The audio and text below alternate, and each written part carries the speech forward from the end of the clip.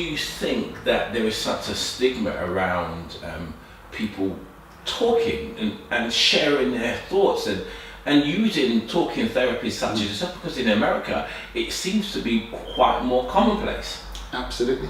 In America, you'll see TV shows like Seinfeld, and where they have psychotherapists and counselors, and even though that's a comedy, it's out there, and the stigma and the acceptance that most people have a shrink, as they say in America, is a very commonplace thing, and there seems to be less of that concern about going to talk to someone if one is in trouble.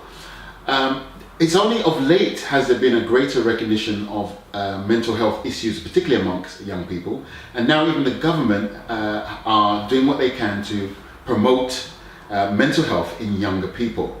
But still there's a long way to go in helping young people to accept that it is okay to talk and to share. Culturally, there are certain cultures where you are kind of taught not to talk, not to chat your business, as it is in the Caribbean community. So often children feel that they can't. Sometimes it's because the parents themselves can't handle the things that the children bring to them and find it difficult.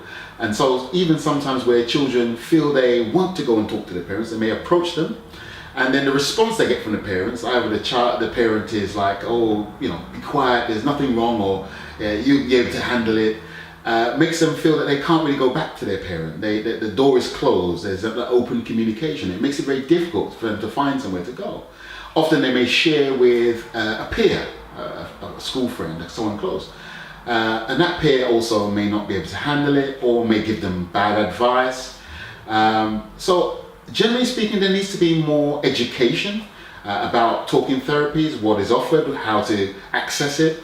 And I think over the past few years, there has been greater promotion of talking therapies, and I'm very pleased that in the schools that I'm working, that there is a greater recognition to inform not just the children, but also the parents, on how to handle, how to deal with situations where children are showing signs of depression or other challenges in life. But this stigma of not willing to talk and not being willing to open up is not indicative to young people. I'm guessing that there are many adults who are the same, who just don't want to open up.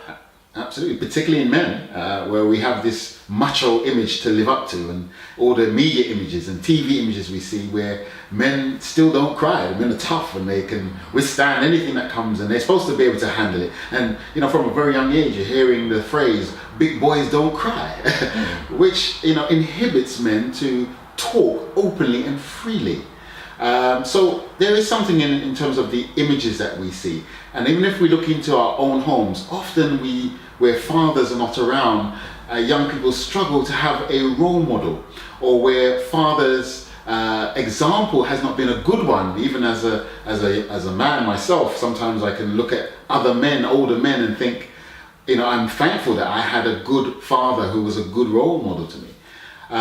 But it's something that affects men and women. So although I've focused on men and the challenge that men, there are many women who don't have positive role models, who have had challenges even with their relationship with their mothers, that have had affected the way they interact with others and communicate with others, and more importantly, how they feel about themselves.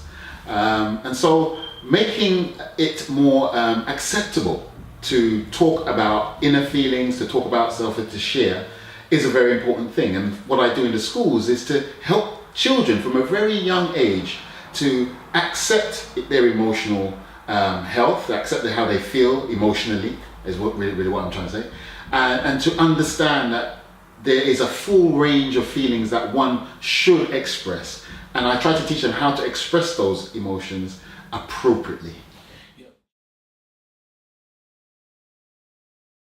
For more videos, tips and advice, why don't you join the Make Health Your Habit family on YouTube, Facebook, Instagram and Twitter.